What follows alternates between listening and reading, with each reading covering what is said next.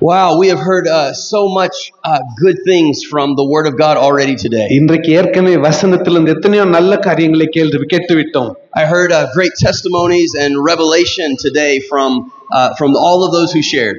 இன்றைக்கு பகிர்ந்து கொண்டவர்கள், சாட்சி சொன்னவர்கள், அனுபவங்களை சொன்னவர்கள் எல்லாம். You know, sometimes people call you a friend, but you're really not a friend. சில நேரத்திலே உன்னை நண்பா, சிநேகிதா என்று அழைக்கிறவர்கள் உண்மையான நண்பர்கள் கிடையாது. It's not that we're lying, it's just that we're trying to be nice. அவங்க பொய்யெல்லாம் சொல்லல, உன்னை நல்லா வச்சுக்கணும்னு பார்க்கறாங்க, அதுக்காக அன்பா இருக்கிற மாதிரி நடிக்கிறாங்க.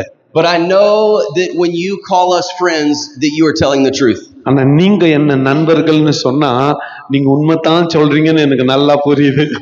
We are so honored to be your friends. உங்க நண்பர்களாய் இருக்க நாங்க மகிழ்ச்சியாய் இருக்கிறோம். You worship together with us.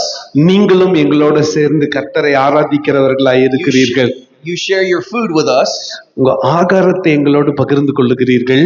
You share your clothes with us. உங்க வஸ்திரத்தை எங்களோடு கூட பகிர்ந்து கொள்ளுகிறீர்கள்.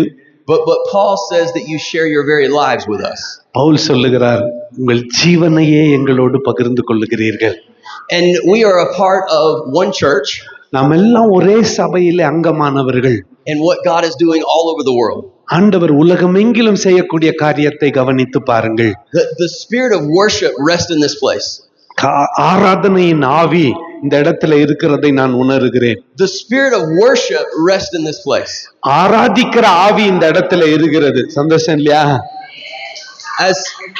As the scripture was shared and as songs were sung and prayers were prayed, the spirit of worship rested in this place. வசனத்தை பகிர்ந்து கொள்ளும் பொழுதும், ஜெபிக்கும் பொழுதும், ஆராதிக்கிற வேளையிலும் ஆண்டவருடைய பிரசன்னத்தை இங்கே நம்மால் உணர முடிகிறது. And God's presence will always rest where there is a spirit of worship. எங்க பரிசுத்த ஆவியானவர்கள் நிறைந்து ஆராதிக்கிற இடம் இருக்கிறதோ அங்கே கர்த்தர் கண்டிப்பாய் வாசம் பண்ணுகிறவராய் இருக்கிறார். Pastor Doss shared that in the wilderness God's presence will rest there if there's worship. அதாவது வனாந்தரத்தில் இருந்தால் கூட சரி, அங்கே கர்த்தரை ஆராதிக்கும் பொழுது அவருடைய பிரசன்னத்தினால் அவர் நம்மை நிரப்புகிறார். As he was reading the scripture, the revelation began to come to me. அந்த வசனத்தை அவர் வாசிக்கும் பொழுது எனக்குள்ளே வெளிப்பாடு வர ஆரம்பித்தது.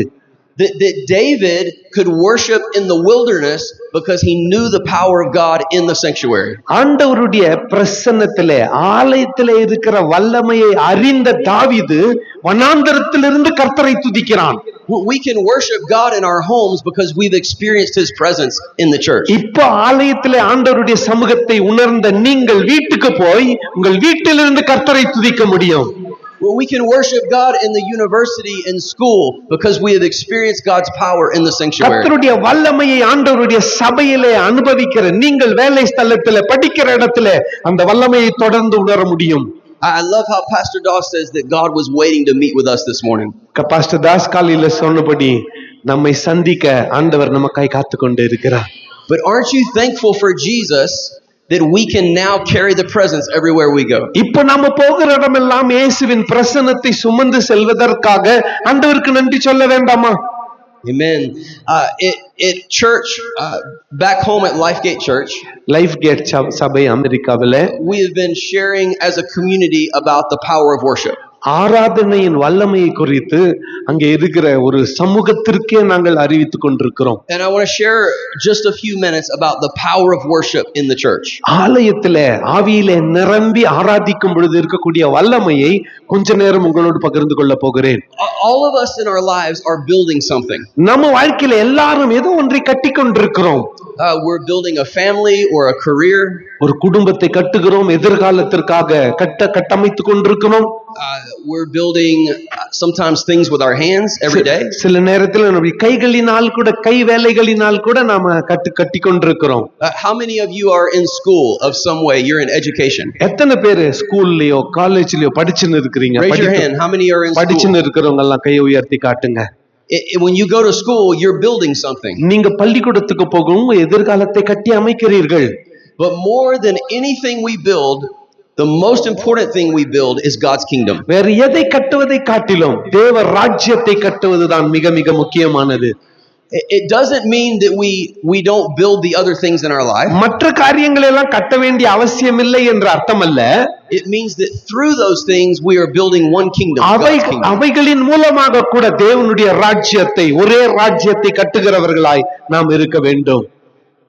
The thing that we share in common today is we are all building God's kingdom. நாம் இன்றைக்கு பொதுவாய் இருக்கிறது என்னன்னா, நீங்களும் ஆண்டவருடைய ஊழியத்தை செய்கிறீர்கள், நாங்களும் ஆண்டவருடைய ஊழியத்தை செய்து கொண்டிருக்கிறோம். The youngest person in the room can build God's kingdom. இந்த அறையில இருக்கிற ஒரு சிறு பாலகன் கூட, குழந்தை கூட தேவனுடைய ராஜ்யத்தை கட்ட முடியும். The oldest person in the room can build God's இந்த kingdom. அறையில வயதானவர்கள் கூட கர்த்தருடைய ராஜ்யத்தை கட்ட முடியும்.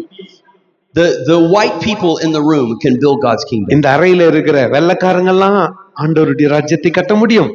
The Indian people in the room can build God's kingdom. கருப்புக்காரங்க கூட நம்ம கூட ஆண்டவருடைய ராஜ்யத்தை கட்ட முடியும். Pastor Kel, will you stand up? Pastor Kel, தயவு செய்து நில்லுங்க. The tall people in the room can build God's kingdom. இந்த அறையில ரொம்ப உயரமானவங்க கர்த்தருடைய ஆலயத்தை கட்ட முடியும். But the short people can build God's kingdom too. என்ன மாதிரி குள்ளமாக்குறவங்க கூட தேவனுடைய ராஜ்யத்தை கட்ட முடியும். We are all about building God's kingdom. நாம் எல்லாருமே ஆண்டவருடைய ராஜ்யத்தை கட்டிக்கொண்டிருக்கிறோம். You don't have to know a lot to build God's kingdom. தேவ ராஜ்யத்தை குறித்து நிறைய ஒண்ணும் தெரிய வேண்டிய அவசியம் இல்லை. It's not about what you know. உனக்கு என்ன தெரியும்ன்றது முக்கியம் இல்ல. It's about who you know. நீ யாரை தெரிந்து வைத்திருக்கிறாயோ அவர்தான் உனக்கு முக்கியம். To build God's kingdom, you just have to know the king. தேவ ராஜ்யத்தை கட்ட ராஜாவை உனக்கு தெரிய வேண்டும். So when we leave today, இன்றைக்கு நாம் இந்த அறையை விட்டு போகும் பொழுது, I want you to be more equipped to build God's kingdom. தேவ ராஜ்யத்தை இன்னும் கட்டுகிறவர்களாய் நீங்கள் மாற வேண்டும் என்று நான் விரும்புகிறேன். We can do this in every area and every season of our lives. நம்முடைய வாழ்க்கையில எல்லா காலகட்டத்திலும் எல்லா இடத்திலும் தேவ ராஜ்யத்தை கட்டுகிறவர்களாய் நம்மால் மாற முடியும். If we're going to build God's kingdom, we have to build altars. நாம தேவ ராஜ்யத்தை கட்ட வேண்டுமானால் முதலாவது பலிபீடத்தை கட்ட வேண்டும். Altars are the place of worship. பலிபீடம் கர்த்தரை ஆராதிக்கிற ஒரு இடம். And sometimes it can be a physical place like this. சில நேரத்தில் இது இப்படிப்பட்ட ஒரு இடமாக இருக்கலாம். Where I come before the altar and I worship. நான் ஆண்டவருடைய பலிபீடத்துக்கு முன்னால வந்து அவரை ஆராதிக்கிறேன். But we can actually build an altar in any place in our life. நம்முடைய வாழ்க்கையில எந்த இடத்துல இருந்தாலும் அங்கே ஒரு பலிபீடத்தை நம்மால் கட்ட முடியும். Anywhere there's worship in God's presence, you can build an altar. எங்கெல்லாம் கர்த்தரை துதிக்கிற துதி இருக்கிறதோ அங்கெல்லாம் பலிபீடம் கட்டப்படுகிறது. And all through the Bible we see this pattern of building altars. வேதம் முழுக்க பல இடங்களிலே இப்படி பலிபீடம் கட்டப்பட்டதை நம்மால் பார்க்க முடியும். God never builds an altar. ஆண்டவர் பலிபீடத்தை கட்டுவதில்லை. That's our responsibility. பலிபீடத்தை கட்ட வேண்டியது நம்முடைய பொறுப்பு. God will never build an altar in your life. ஆண்டவர் அவ வாழ்க்கையில பலிபீடத்தை கட்ட மாட்டார். But you every time can build an altar to worship நீ the Lord. தான் ஒவ்வொரு முறையும் ஆண்டவரை ஆராதிக்க பலிபீடத்தை கட்ட வேண்டும். And we have a promise that he inhabits or he moves to the place of worship. எங்கே கர்த்தரை துதிக்கிற துதி இருக்கிறதோ அங்கே அவர் வாசம் பண்ணுகிற தேவனாய் இருக்கிறார். He is the God on the mountain. அவர் மலை மேலேயும் ஆண்டவர். He is the God in the valley. பள்ளத்தாக்கிலும் அவரே ஆண்டவர். He is the God in between when we're waiting. நாம காத்து கொண்டிருக்கிற அந்த இடைப்பட்ட நேரத்திலும் அவர்தான் ஆண்டவராய் இருக்கிறார். Have you ever waited to praise God when your prayer gets answered? உங்க ஜெபத்திற்கு பதில் கிடைக்க வேண்டும் என்று எப்போதாவது காத்து நிற்கிற நேரம் உண்டா உங்களுக்கு? We bargain with God and we say, if you answer my prayer, I will worship. ஆண்டவர்கிட்ட பார்கெயின் பண்றோம். எப்படி? ஆண்டவரே இந்த பதிலளிச்சா உம்மை ஆராதிப்பேன். But what if we decided we would worship before the prayer was answered? ஆனா ஆண்டவரே நீ பதிலளிக்கிறதுக்கு முன்னால் உம்மை துதிக்கிறேன் என்று சொல்லி பாருங்கள். We would be God's people that worship on the mountain and in the valley. நாம் அப்பொழுது மலையின் மேலும் பள்ளத்தாக்கிலும் கர்த்தரை ஆராதிக்கிறவர்களாய் இருப்போம். And we will worship in between. இடையிலும் நாம் கர்த்தரை ஆராதிக்கிறவர்களாய் இருப்போம்.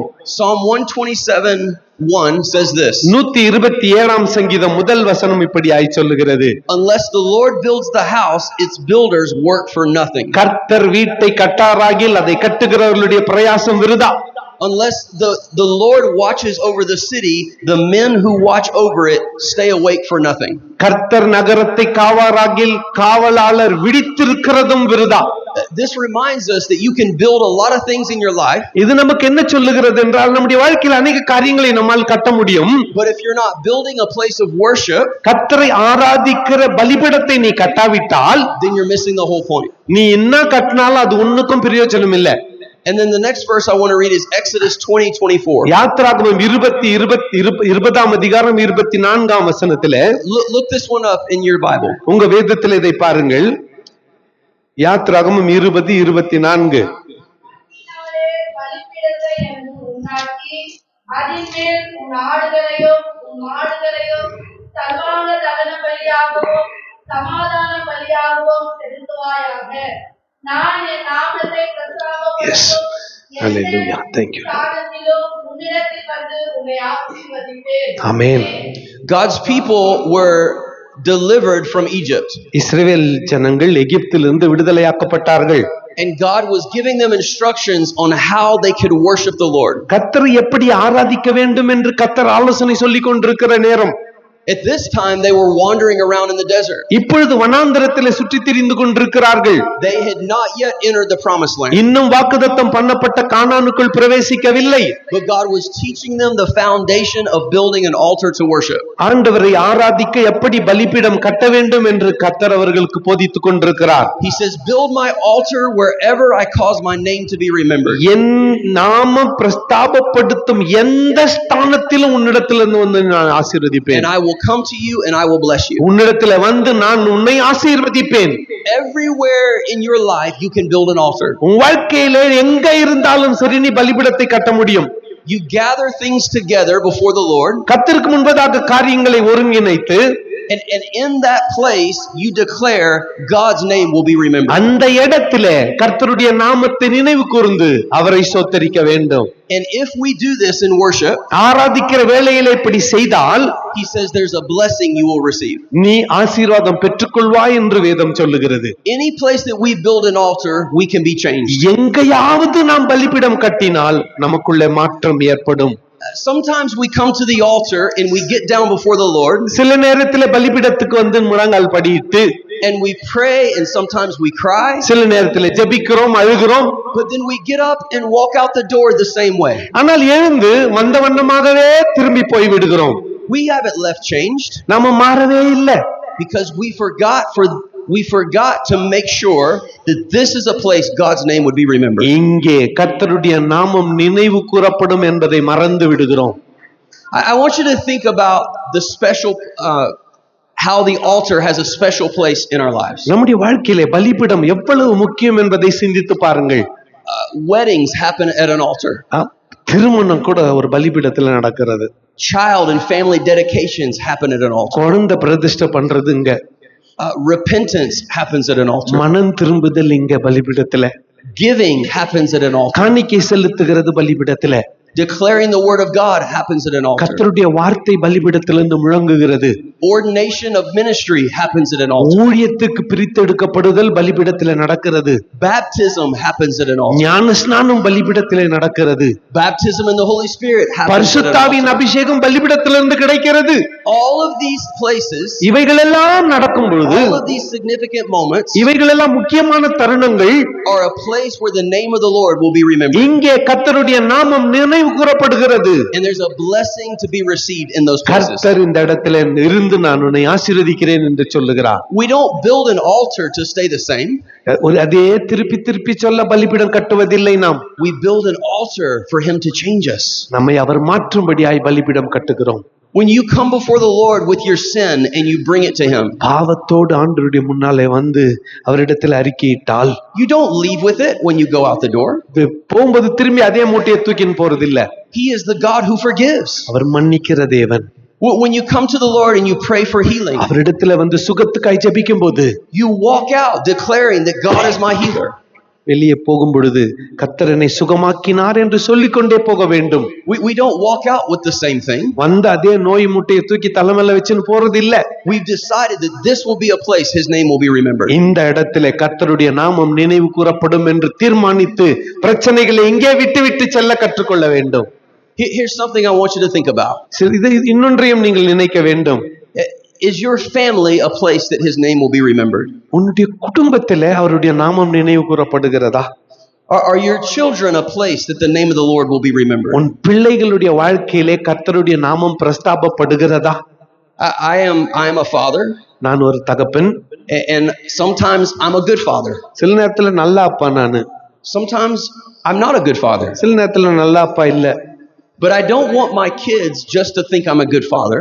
பிள்ளைங்க எப்பவுமே என்ன ரொம்ப நல்ல அப்பான்னு சொல்லணும்னு நான் நினைக்கிறது இல்ல. I want them to know our heavenly Father. என்னை விட பரலோக பிதாவை என் பிள்ளைகள் அறிந்து கொள்ள வேண்டும் என்று நான் விரும்புகிறேன். I want the name of the Lord to be remembered in my kids' hearts. எங்க குடும்பத்திலே கூட என் பிள்ளைகளின் வாழ்க்கையிலே கர்த்தருடைய நாமம் பிரஸ்தாபப்பட வேண்டும். In my workplace, in the areas that I have influence. என் வேலை ஸ்தலத்திலே நான் தினசரி வேலை செய்கிற இடத்துல I don't want people just to think that I'm a hard worker. நான் கஷ்டப்பட்டு வேலை செய்யற ஆள் என்று என்னை சொல்ல வேண்டியதில்லை. That I have good work ethic. நான் ரொம்ப நல்லா வேலை செய்வேன் நல்லா சொல்ல வேண்டிய அவசியம் இல்ல. I want that to be a place where the name of the Lord is remembered. என் வேலையிலும் கர்த்தருடைய நாமம் மகிமைப்பட வேண்டும். So all of us can build altars in every area of our ஆகவே life. நம் அனைவரும் நாம் இருக்கிற இடத்துல பலிபீடத்தை கட்ட முடியும். And I want to give you a few places to remember to always build an altar. பலிபீடத்தை கட்ட எப்படி கட்டுவது என்று ஒரு சில இடங்களை நினைவு கூற விரும்புகிறேன். The first one is moments of transition. முதலாவதாக மாற்றம் ஏற்படக்கூடிய நேரங்கள். Sometimes we don't realize how much change is happening in our life. சில நேரத்தில் நம்முடைய வாழ்க்கையில எவ்வளவு மாற்றம் நடந்து கொண்டிருக்கிறது என்று நமக்கு தெரிவதில்லை. But we see in the Word of God, anytime He took His people from one place to the next, வேதத்திலே பார்க்கிறோம் எப்பெல்லாம் ஜனங்கள் ஆண்டவர் சிலரை ஒரு இடத்திலிருந்து வேற இடத்துக்கு கொண்டு போகிறாரோ the first thing they did was built an altar for worship. அவங்க செஞ்சதெல்லாம் மொத போய் சேர்ந்த இடத்துல ஒரு பலிபீடத்தை கட்டினார்கள். But when Abraham was called from his home to another land, Abraham தன் சொந்த தேசத்தை விட்டு புதிதான ஒரு இடத்துக்கு அழைக்கப்பட்ட போது the first thing he did was built an altar to the அவன் Lord. செய்த முதல் காரியம் அங்கே பலிபீடத்தை கட்டி கர்த்தருடைய நாமத்தை தொழுது கொண்டான். He was declaring that the ground that he stood on belonged to the Lord. அவன் நிற்கிற இந்த பூமி கர்த்தருக்கு சொந்தமானது என்று அறிவிக்கிறவனாய் மாறினான். There were false pagan idols and other deities that were worshipped in those lands. அந்த தேசத்திலே அந்நிய தெய்வங்களை வணங்குகிறவர்கள் இருந்தார்கள், விக்கிரக ஆராதனைக்காரர் இருந்தார்கள். But when Abraham went into those lands, he built a place where the name of the Lord would be remembered. Abraham அந்த இடத்துல போய் பலிபீடத்தை கட்டி கர்த்தருடைய நாமத்தை பிரஸ்தாபப்படுத்தினான். ஒரு அல்லேலூயா சொல்லுங்க. He didn't have to build a big building and spend a lot of money. பெரிய கட்டடம் கட்டி நிறைய பணத்தை செலவழிக்க வேண்டிய அவசியம் இல்லை. He didn't start a crusade or start a business. ஒரு பெரிய தொழிலை ஆரம்பிக்கவில்லை, ஒரு பெரிய படமுயற்சி கூட்டத்தை நடத்தவில்லை. All of those things are good. அவைகளெல்லாம் நல்லதுதான். But the most important thing was to build an altar. எல்லாவற்றிலும் முக்கியமானது கர்த்தருக்காக பலிபீடம் கட்டுவது. When you build an altar in times of transition, இந்த மாற்றங்கள் வரக்கூடிய நேரத்திலே நீ பலிபீடத்தை கட்டும்போது it reminds yourself உனக்கு இது நினைப்பூட்டுவது என்னவென்றால் that you would have never gotten there without God. கர்த்தர் இல்லாமல் உன்னால் அதை சாதித்து இருக்க முடியாது. But when you graduate from one grade to the next, ஒரு கிளாஸ்ல இருந்து இன்னொரு கிளாஸ்க்கு பாஸ் ஆயிட்டு போகும்போது you are saying that God, I only got here because of you. ஆண்டவரே உம்மாலத்தான் என்னால இது முடிந்தது என்று சொல்ல வேண்டும். When you fall in love with someone and you decide to marry them, ஒருத்தரை நீ நேசிக்க ஆரம்பிச்சு கல்யாணம் பண்ணிக்க தீர்மானிக்கிறீங்க. once you get their parents' permission and you decide to ask them if they'll marry you, பெற்றோருடைய அனுமதி கேட்டு கல்யாணம் பண்ணிக்கிற, and they say yes, அப்போ ஆமான்னு சொல்றாங்க. they only said yes because of God's goodness. உங்க அப்பா அம்மா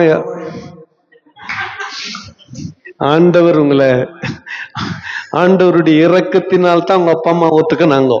It wasn't because you were so good looking. நீ ரொம்ப அழகாகிறன்றதுக்காக இல்ல. It wasn't because you cooked good biryani. நல்ல பிரியாணி சமைச்சு போடுற ஆளுன்றதுக்காக இல்ல. It was because God was good. கர்த்தர் நல்லவர், அதனால நீ ஏற்றுக்கொள்ளப்பட்டாய். Because God was faithful. ஆண்டவர் உண்மை உள்ளவர். You only got there because of him. அவரால தான் நீ அங்கே வந்திருக்கிறாய். Is there anybody in church today இன்றைக்கு இந்த ஆலயத்தில் யாராவது ஒருவர் that the only way you got here was because God was good? இங்கே கர்த்தர் நல்லவர்ன்றதுனால தான் நான் இங்க இருக்கிறேன்னு சொல்றவங்க யாரா இருக்கிறீங்களா? You wouldn't have made it had he not been our good. நல்லவர் ஆகவே தான் நான் இங்கே இருக்கிறேன். It wasn't because you were good. அவர் தான் என்னை தகுதிப்படுத்தி இருக்கிறார். God showed himself faithful. அவர் ஒருத்தர் தான் உண்மை உள்ளவர். என்னை எப்படி God healed your body. அவர் தான் உன்னுடைய God touched your family. கர்த்தர் குடும்பத்தை God தொட்டிருக்கிறார். answered your prayer. கர்த்தர் உன்னுடைய ஜெபத்தை கேட்டிருக்கிறார். God met you face to face. ஆண்டவர் உன்னை முகமுகமாய் சந்தித்து இருக்கிறார். God was faithful when you were not faithful. ஆண்டவர் நீ உண்மையா இல்லாட்டி கூட அவர் உண்மையா இருக்கிறார். And now the time of transition இப்பொழுது இந்த கால மாற்றத்தின் நேரத்திலே is a place where you build an altar. இங்கே பலிபீடத்தை கட்ட வேண்டிய The நேரம். name of the Lord will be remembered. கர்த்தருடைய நாமம் இங்கே மகிமைப்பட வேண்டும். Amen. ஆமென். Number 2. இரண்டாவது, Everyone say number 2. எல்லாம் சொல்லுங்க. 2 Moments of truth. உண்மை சத்தியமான நேரங்கள். Do you remember times where God showed you something and it was like the lights were turned on? அதாவது லைட் போட்ட உடனே இருள் நீங்கி வெளிச்சம் வருது இல்ல, அந்த மாதிரி திடீர்னு ஒரு வெளிப்பாடு உனக்கு ஏற்பட்டிருக்கா? எப்பனா All of a sudden there was revelation that you understood something. திடீர்னு ஒரு வசனம் உன்னோட பேச ஆரம்பிக்கும். Sometimes this happens in prayer. சில நேரத்துல ஜெபிக்கிற நேரத்துல, Sometimes reading the word of God. சில நேரத்துல வேதம் வாசிக்கிறப்போ. Have you ever read the scripture and it's like the words jump off the page? எப்போ பைபிளை தெரிஞ்சு படிச்சுனே வரப்போ திடீர்னு ஒரு வார்த்தை வந்து அப்படியே ஃபிளாஷ் லைட் மாதிரி ஆகும். ஏற்பட்டிருக்கா? It's like the Holy Spirit sat down next to you and began to explain something. அதாவது பரிசுத்த ஆவியானவர் உன் பக்கத்துல உட்கார்ந்து விளக்கி சொல்ற மாதிரி இருக்கும். Sometimes this feels very good. சில நேரத்துல அது ரொம்ப நல்ல உணர்வு. Sometimes it doesn't feel very good. சில நேரத்துல அது நல்லா இருக்காது. Sometimes the truth hurts. சில நேரத்துல சத்தியம் காயப்படுத்துகிறது, உண்மை காயப்படுத்துகிறது. But when God reveals the truth, it will always help. ஆண்டவர் உண்மையை வெளிப்படுத்தினால் அது எப்போதும் உதவி செய்யக்கூடியதாக இருக்கும். So these aren't places that we run away from the truth. இந்த இடங்கள் சத்தியத்தை விட்டு விலகி ஓடுகிற இடங்கள் அல்ல. Pretend with me that Pastor Doss is the Lord. நினைச்சு பார்த்துக்கோங்க, பாஸ்டர் தாஸ் தான் ஆண்டவர். So I come before the Lord and I'm praying and I'm asking God for ஆண்டவருக்கு wisdom. முன்னால வந்து நான் ஜெபிக்கிறேன், என்னை தாழ்த்துகிறேன். Sometimes God answers us and he gives us wisdom. சில நேரத்திலே பதிலளிக்கிறார், ஞானத்தை கொடுக்கிறார். And we run the other direction. வேற திசையில ஓடி விடுகிறோம். We run away from what God said to us. ஆண்டவருடைய பிரசன்னத்தை விட்டு ஓடி விடுகிறோம். I wonder how many of you are here today. இங்க இருக்கிற எத்தனை பேர்? And God doesn't need to tell you something new. ஆண்டவர் புதுசா உனக்கு எதுவும் சொல்ல வேண்டியதில்லை. You just need to obey the last thing that God told you. போன முறை சொன்னதுக்கு நீ கீழ்ப்படிஞ்சா போதும். அந்த நிலைமையில எத்தனை பேர் இருக்கிறீங்க? The Bible says that the truth வேதம் சொல்லுகிறது, that we know will set us free. சத்தியத்தையும் அறிவீர்கள், சத்தியம் உங்களை விடுதலையாக்கும். This is not just truth that you know in your mind. நீங்க வந்து உங்க படிச்ச அறிவு சத்தியம் அல்ல. The word know means it's experience. சத்தியத்தை அறிந்து கொண்டது என்றால் சத்தியத்தை அனுபவித்தது. It means it's truth that I own as my personal. என் தனிப்பட்ட விதத்துல எனக்கென்று நான் பெற்றுக்கொண்ட சத்தியம். And so even when the truth hurts, சத்தியம் காயப்படுத்தினாலும், it's not what we want to hear. நான் கேட்கவே விருப்பம் இல்லைன்ற நிலைமை வந்தாலும், we need to build an altar in that place. அந்த இடத்துல ஒரு பலிபீடத்தை நாம் கட்ட வேண்டும். Let that be a place that the name of the Lord is remembered. அங்கே கர்த்தருடைய நாமம் பிரஸ்தாபப்படுவதாக. And if we do, there's a blessing he wants to give அப்படி us. செய்தால் நமக்கு கர்த்தர் ஆசீர்வாதத்தை கொடுக்கிறவராய் இருக்கிறார். Amen. ஆமென். Number 3, everybody say number 3. எல்லாம் சொல்லுங்க. மூன்றாவது, Moments of trial. பிரச்சனையின் நேரங்கள். In John 16, யோவான் 16 Jesus said, you're going to have trials. இயேசு சொன்னார், நீங்கள் பலன் கொண்டு திடமனதாய் இருங்கள். These are going to be tough and challenging times. உங்க கடினமான நாட்கள் வரப்போகிறது. Sometimes we cause these things. சில நேரத்துல நாமே நமக்கு வினைய வர வச்சுக்கிறோம். Other times they happen because of others. மற்ற நேரத்துல மற்றவங்களால நமக்கு வினை வருகிறது. But he says to be of good cheer. ஆனால் சந்தோஷமா இருங்க. That we can have peace. சமாதானமா இருங்க. Because he has overcome the world. ஏனால் நான் இந்த உலகத்தை ஜெயித்தேன். And peace doesn't mean that everything is going perfect. சமாதானம்னு சொன்ன உடனே எதுலுமே பிரச்சனை இல்லை, எல்லாம் பர்ஃபெக்ட் ஆகுதுன்னு அர்த்தம் இல்ல. You can always have peace in your heart, உன்னுடைய உள்ளத்தில் எப்பொழுதும் சமாதானம் கூடும். peace in your mind, உன் மனதிலே சமாதானம். even when there's not peace on the outside. வெளியே சமாதானம் இல்லா கட்டி கூட நீ சமாதானமா இருக்க முடியும். Remember Paul and Silas in jail. ஜெயில்ல பவுலும் சீலாவும் இருக்கிறார்கள். Jail is not a good place. Jail நல்ல இடம் இல்ல. I don't want to go to jail. How about you? எத்தனை பேர் எனக்கு ஜெயிலுக்கு போக இஷ்டம் இல்ல? உங்களுக்கு எல்லாம் இஷ்டமா சொல்லுங்க. ஒரு 2 நாள் உள்ள வச்சு பார்க்கலாம் ஆளுக்கு. Nobody says today I want to go to jail. யாருமே சொல்றது இல்ல நான் ஜெயிலுக்கு போறேன்னு. But this was a trial that many of the believers அநேக விசுவாசிகளுக்கு இது ஒரு சோதனை experienced in the early church. அவங்களுடைய ஆதி அப்போஸ்தல சபையிலே விசுவாசிகளுக்கு இது ஏற்பட்டது. You know, sometimes in dark places, சில நேரத்துல இருளான அந்தகாரமான இடங்களிலே we want to blame others. மற்றவர்களை குற்றப்படுத்துகிறோம். We want to find out whose fault this is. யாரது தவறுன்னு பார்க்கிறோம். Sometimes we blame ourselves. சில நேரம் நம்மை நாமே தப்பு சொல்லிக் கொள்ளுகிறோம். Sometimes we blame God. சில நேரத்துல ஆண்டவர் மேலேயே குற்றம் சொல்றோம். But in this prison, இந்த சிறைச்சாலையில what did Paul and Silas do? பவுலும் சீலாவும் என்ன செய்தார்கள்? They worshipped. அவர்கள் கர்த்தரை ஆராதித்தார்கள். They decided in the prison அந்த சிறைச்சாலையில they would build a platform for worship. ஆண்டவருக்கு துதியின் பலிபீடத்தை கட்டினார்கள். I want you to think about this. இதை யோசித்து பாருங்கள். Think about the darkest and coldest places in your life. உங்க வாழ்க்கையில அந்தகாரமான நேரத்திலே what if God's not missing from those times? சில நேரத்தில் ஆண்டவர் அந்த இடத்துல இல்லைன்னா எப்படி இருக்கும்? What if he's waiting for you to build an altar to worship? நீ அவரை ஆராதிக்க ஒரு பலிபீடத்தை கட்ட ஆண்டவர் காத்து கொண்டு இருக்கிறார். What if instead of doubting God, கர்த்தரை சந்தேகப்படுவதை விட்டுவிட்டு we leaned in and we worship God? அவரை சார்ந்து கொண்டு அவரை ஆராதிக்க ஆரம்பித்தால் He says that he's the God that will never leave you nor forsake you. அவர் சொல்லுகிறார், நான் உன்னை விட்டு விலகுவதும் இல்லை, உன்னை கைவிடுவதும் இல்லை. He is the God of all comfort. அவர் இரக்கத்தில் ஐஸ்வர்யமுள்ள தேவன். And so in those times when there's trials, இந்த சோதனை வரும் பொழுது கடினமான நேரங்களிலே don't blame God. கர்த்தரை குற்றப்படுத்தாதீங்க. Build an altar and worship. அவரை ஆராதிக்க பலிபீடத்தை கட்டுங்கள். And Paul and Silas பவுலும் சீலாவும் built an altar. பலிபீடத்தை கட்டினார்கள். The name of the Lord was remembered. கர்த்தருடைய நாமம் பிரஸ்தாபப்பட்டது.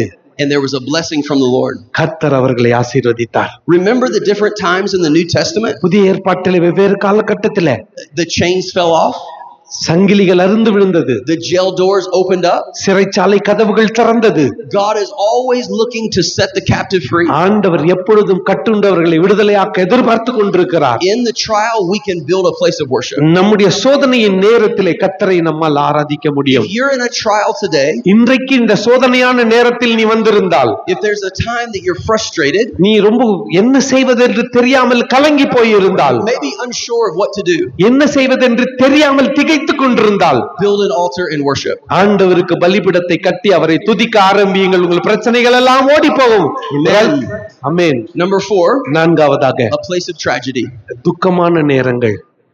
Tragedies are different than trials. சோதனையை விட துக்கமான நேரங்கள் வேற. This is when something happens and you don't understand why. உனக்கு புரியாத ஒன்று சம்பவித்து விட்டது.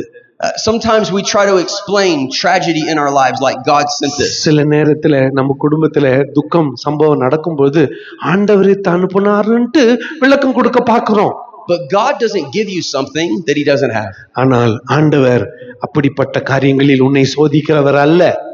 God doesn't make people sick to teach them a lesson. உனக்கு பாடம் சொல்லி கொடுக்கணும்னு உன்னை படுக்கையில கடத்தி நோய்வாய்ப்பட்டு ஜுரத்துல வைக்க மாட்டார் ஆண்டவர். God gives us his word for wisdom and understanding. வசனத்தை அனுப்பி நமக்கு புத்தியை தெரிவிக்கிற தேவன் நமக்கு இருக்கிறார். He doesn't use tricks and things to try to get his way. ஆண்டவர் நம்மெல்லாம் அவர் பக்கம் திரும்பணுன்றதுக்காக ட்ரிக்ஸ் பண்றவர் இல்ல அவரு. He uses relationship. He sent us Jesus to be our best friend. உறவை ஏற்படுத்துகிறவர். தம்முடைய குமாரனாகிய இயேசுவையே நமக்காக அனுப்பி கொடுத்தவர் அவர். And sometimes we think we should explain the things about that we don't understand. சில நேரத்துல நமக்கு புரியாதத விளக்குறதுக்கு முயற்சி செய்யறோம் நம்ம. But we're not supposed to explain God. We're supposed to exalt God. ஆண்டவருக்கு எந்த விளக்கமும் நீ கொடுக்காத. ஆண்டவரை நீ உயர்த்தணும், அவ்வளவுதான் உன் வேலை. In John chapter 9, யோவான் 9ஆம் அதிகாரத்துல there was a boy who was born crippled. அதாவது முடமாய் பிறந்த ஒரு வாலிபன். And the disciples were asking Jesus, why was this boy born this way? சீஷர்கள் இயேசுநாதரை கேக்குறாங்க, இவன் இப்படி பிறந்தது இவன் செய்த பாவமா இவனுடைய பெற்றோர் செய்த பாவமா? They asked, is it his parents' fault or is it his fault? இவன் செய்த பாவமா பெற்றோர் செய்த பாவமா? They were asking the why question. ஏன், இதுக்கு என்ன காரணம்? Jesus never answers the why. இயேசு அந்த மாதிரி கேள்விக்கெல்லாம் பதில் சொல்ல மாட்டாரு. He always points us to who. அவர் யாருன்றதை தான் நமக்கு நிரூபிக்கிறவர். He said to them in this situation, இந்த சூழ்நிலையில அவர் சொன்னாரு, that this was an opportunity for God to இது be glorified. கர்த்தருடைய நாமம் மகிமைப்படுவதற்காக இவன் இப்படி பிறந்திருக்கிறான்னு சொன்னார். See, even in the darkest of times, நம்முடைய வாழ்க்கையில் அந்தகாரமான நேரத்திலும் கூட, if we will build a place of worship, நாம் ஆராதிக்கிற ஒரு பலிபீடத்தை கட்டினால், the name of the Lord will be remembered in the கர்த்தருடைய broken places. நாமம் அங்கே நினைவு கூறப்படும். The Old Testament says that he turns beauty from ashes. அதாவது அவர் சாம்பலுக்கு பதிலாக சிங்காரத்தை தருகிறவர் என்று வேதம் சொல்லுகிறது. That he restores the brokenhearted. உடைந்த உள்ளத்தை அவர் சரி செய்கிற தேவன். That he makes rivers in the desert. வனாந்திரத்தில் ஆறுகளை உண்டாக்குகிற தேவன். And so this is the God that we want to be remembered in those places. இந்த இடத்துல கர்த்தருடைய நாமம் பிரஸ்தாபப்பட வேண்டும். In those times when we don't understand what happened, என்ன நடக்கிறது என்று நமக்கு புரியாத நேரங்களிலே, we have to understand we live in a broken world. உடைந்து போன ஒரு உலகத்திலே நாம் வாழ்ந்து கொண்டிருக்கிறோம். Everyone look at me. எல்லாம் என்ன பாருங்க, But God is not broken. எல்லாம் உடைஞ்சிட்டு இருக்குது, ஆண்டவர் உடையாம இருக்கிறார். There's going to be times where you feel like your heart is broken. உள்ளம் கூட உடைஞ்ச மாதிரியான சூழ்நிலை ஏற்படும். When you lose a child, that breaks your heart. வீட்டுல ஒரு பிள்ளை மரித்து போனால், குடும்பத்துல இழப்பு ஏற்பட்டால் உள்ளம் உடைந்து போகும். When you get the phone call that you never wanted to get, it hurts your heart. அதாவது நீ கேட்க விரும்பாத போன் கால் வந்துச்சுன்னா அப்போ உள்ளம் உடைந்து விடும். But God is not broken. ஆனால் ஆண்டவர் உடைஞ்சு போல, and he heals every broken our heart. எல்லா சூழ்நிலையும் சுகமாக்குகிற தேவனாய் இருக்கிறார். And the last one I want to end on this. நான் கடைசியா சொல்லி நிறைவு செய்ய விரும்புகிறேன். Moments of triumph. வெற்றியின் நேரங்கள். These are moments of victory and celebration. நம்முடைய கொண்டாட்டத்தின் வெற்றியின் நேரங்கள். And sometimes when I have had a victorious moment, என் வாழ்க்கையில வெற்றியுள்ள சில தருணங்கள் வரும் பொழுது, I don't always think about God. ஆண்டவரை நான் நினைக்கிறது இல்ல. Sometimes I think about me. நான் என்னையே நினைச்சுக்கிறது, பத்தியா நான் எவ்வளவு கட்டி இப்படி பண்ணிட்டேன் பத்தியான்னு. I think I got this promotion because I was smart. நான் ரொம்ப புத்திசாலி, ஆகவே தான் எனக்கு ப்ரமோஷன் கிடைச்சிச்சு. I beat Joseph at cricket because I was better. கிரிக்கெட்ல ஜோசப்ப நான் தோக்கடிச்சிட்டேன், ஏன்னா நான் ரொம்ப நல்லா விளையாடுவேன். Sometimes when those things happen in our lives, சில நேரத்துல நம்முடைய வாழ்க்கையில இது நடக்கும்போது, we don't first exalt God. ஆண்டவரை நாம உயர்த்துறதே இல்ல. Sometimes we think about us. சில நேரத்துல நம்மளே உயர்த்தி விடுகிறோம். But be a person that celebrates God in the triumph. உன் வாழ்க்கையில வெற்றி வந்தால் கர்த்தரை கொண்டாடுங்கள். That when great things happen, we recognize that all good things come from God. உன் வாழ்க்கையில நல்ல காரியங்கள் நடந்தா நன்மையான எந்த ஈவும் கர்த்தரிடத்திலிருந்து வருகிறது என்பதை மாத்திரம் நினைத்துக் கொள்ளுங்கள். And I want to show you why this is so important every time. எல்லா நேரத்திலும் இது முக்கியம் என்பதை காட்ட விரும்புகிறேன். There's lots of examples of this in the scripture, but this is one I want to வசனத்தில் அநேக உதாரணங்கள் உண்டு, ஒன்றை மாத்திரம் சொல்லுகிறேன். There was a particular victory that God gave the people of Israel in the desert. வனாந்திரத்திலே ஒரு குறிப்பிட்ட ஜெயத்தை கர்த்தர் இஸ்ரவேல் ஜனங்களுக்கு கொடுத்தார். Later on you should look at it. It's in Exodus chapter 17. பிறகு வீட்டுக்கு போய் படிச்சுக்கங்க, யாத்திராகமம் 17ல அது இருக்கிறது. The enemy that they're fighting is Amalek. அவங்க போராடி அவங்க யுத்தம் செய்த எதிராளி அமலேக்கியன். And some of you will remember this. உங்களிலே சிலருக்கு தெரியும், as long as Moses held his hands high, மோசேயினுடைய கரங்கள் உயர்த்தப்பட்டிருந்த போது David in the Joshua in the army had victory. பள்ளத்தாக்கிலே யுத்தம் செய்த யோசுவாவுக்கு வெற்றி. But remember when he let his arms down, மோசேயினுடைய கைகள் சோர்ந்து போகும்போதோ they began to struggle. அங்கே தோல்வி வர ஆரம்பித்தது. But Moses held his hands high. மோசே கைகளை உயர்த்தினான். And Joshua saw a great victory that day. யோசுவா வெற்றியை பார்த்தான். And the Lord instructed Moses ஆண்டவர் மோசேக்கு சொன்னார், to write down on a scroll. இதை எழுது. He says, make this permanent so it can always be remembered. இதை எழுதி எப்போதும் நினைவு கூறும் பொருளாக வை. And he told him to tell Joshua யோசுவாவுக்கு சொல்லு, வாசித்து காட்டு, that the name Amalek Amalek என்கின்ற பெயர் would be erased from heaven. அது பரலோகத்திலிருந்து வானத்திலிருந்து எடுத்து போடப்படும். That the memory of Amalek would not be remembered in heaven. அமலேக்கினுடைய எண்ணமே தோணாது. But he did not say that Amalek would not be remembered on earth. அமலேக்கு பூமியில நினைவு கூறப்பட மாட்டான்னு சொல்லல.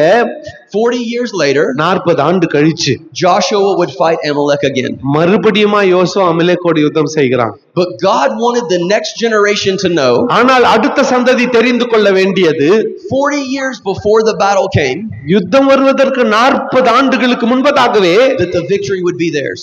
ஜெயம் உங்களுடையது என்று கர்த்தர் சொல்லிவிட்டார். Today, God is building altars through your worship. இன்றைக்கு உங்கள் மூலமாய் கர்த்தர் பலிபீடங்களை கட்டிக் கொண்டிருக்கிறார். And it is paving the way for the next generation to see victory. அடுத்த சந்ததி வந்து வெற்றியை காண நீங்கள் வழிவகுக்க வேண்டும். I don't want my children to face the battles that I face.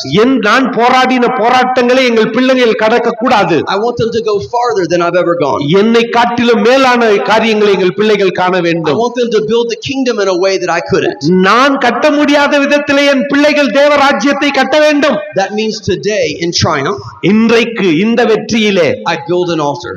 ஒரு பலிபீடத்தை நான் கட்ட வேண்டும். That the name of the Lord would be remembered. கர்த்தருடைய நாமம் இங்கே மகிமைப்பட வேண்டும். And there's a promise that comes from that. அதிலிருந்து கர்த்தருடைய வாக்குத்தத்தம் வருகிறது. Let's build altars in the moments of triumph. நம்முடைய கஷ்டமா வெற்றியின் நேரத்திலே கூட பலிபீடம் கட்டலாம். I want to close today with something very simple. சாதாரணமான ஒரு கருத்தை சொல்லி நிறைவு செய்ய விரும்புகிறேன். Every day you can build an altar when you pray. ஜெபிக்கும் போதெல்லாம் நீ பலிபீடம் கட்ட முடியும். When you pray, heaven touches earth. நீ ஜெபிக்கும் போது பரலோகம் வந்து பூமியவே தொடுது. It's the most powerful thing a Christian can do. ஒரு கிறிஸ்தவ வாழ்க்கையில ஒரு வல்லமையான காரியம் உன் ஜெபம்தான்.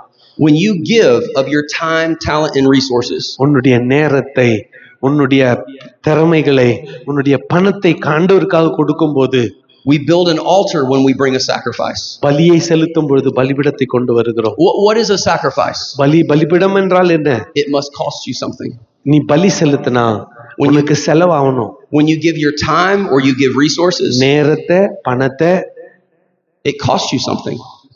அது உனக்கு இழப்பு ஏற்படும். It's a sacrifice to the Lord. நீ தியாகம் பண்ண வேண்டும். Hebrews says that we bring a sacrifice of praise to the Lord. கர்த்தருக்கு உதடுகளின் கனியாகிய ஸ்தோத்திர பலியை செலுத்த வேண்டும் என்று எபிரேயர்ல வாசிக்கிறோம். Every day you can build an altar when you give. ஒவ்வொரு நாளும் நீ பலிபீடத்தை கட்ட முடியும்.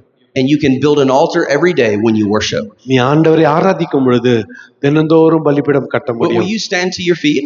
தயவு செஞ்சு நிற்பீங்களா? And I just want us to practice this for just a moment. ஒரு நிமிஷம் இதை நீங்கள் கடைபிடிக்க வேண்டும் என்று விரும்புகிறேன். எல்லாம் ஏஞ்சிக்கலாம். I know today we've already worshipped and we've prayed and we've read the word. ஏற்கனவே நாம ஆராதிச்சோம், ஜெபிச்சோம், எல்லாம் செய்த எனக்கு தெரியும்.